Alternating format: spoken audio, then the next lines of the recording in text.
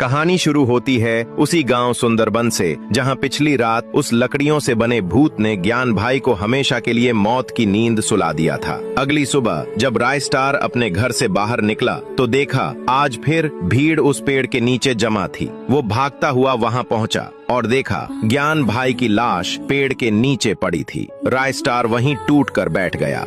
रायस्टार रोते हुए, तूने मारा सबको, सब कुछ छीन लिया, मैंने क्यों तुझे इस गांव में लाया। हर तरफ एक ही चर्चा थी, उस पेड़ की और मौत की। रायस्टार अपने घर के बाहर बैठकर रो रहा था। तभी एक आदमी रायस्टार के पास आया और बोला, ज्ञान भाई तुम्हारा दोस्त था ना, कहीं उसने अमित भाई की मौत के गम में खुदकुशी तो नहीं कर ली। रायस्टार गुस्से में, नहीं, वो ऐसा इंसान नहीं था, वो आत्महत्या नहीं कर सकता। फिर वही आदमी बोला, तो क्या ये सब उस श्रापित पेड़ की वजह से हो रहा है? क्यों ना आज रात हम दोनों पेड़ पर नजर रखें। रायस्टार पहले तो मना करता है मगर आखिरकार मान जाता है। रात का समय, दोनों छुपकर पेड़ की निगरानी करने लगे। जैसे ही रात गहराई, पेड़ से एक अजीब सी धुन सुनाई देने लगी, टुंग टुंग टुंग। वो आदमी जो पास छुपा था उसका शरीर कांपने लगा और वो खुद को काबू नहीं कर पाया। वो पेड़ की ओर खिंचता चला गया। रायस्टार चुपचाप सब देखता रहा।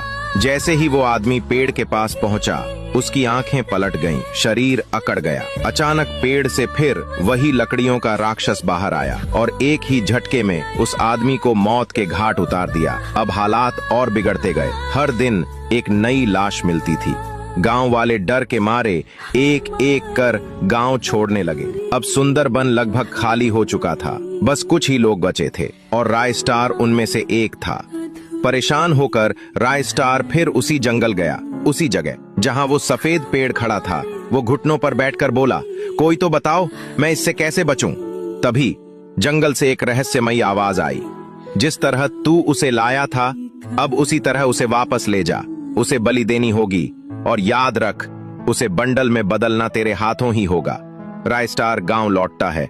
जैसे ही रात होती है वो पेड़ के पास पहुंचता है, कुछ जादुई मंत्र पढ़ता है और छुप जाता है। फिर वही धुन शुरू होती है। पेड़ से फिर एक इंसान बनता है, मगर इस बार रायस्टार डरता नहीं। वो सामने आता है और अपने जादू से उसे एक बंडल में बदल देता है। अब वो बंडल लेकर उसी रात जंगल की ओर निकल जाता है। रायस्टार उस बंडल को उसी पुरानी जगह रखता है, फिर अंतिम बलिदान का मंत्र पढ़ता है। अचानक फिर से पेड़ प्रकट होता है और धुएं में सब कुछ छुप जाता है। जब धुआं हटता है, वहां रायस्टार एक पुतले में बदल चुका था और जंगल ने हमेशा के लिए अपने दरवाजे बंद कर लिए।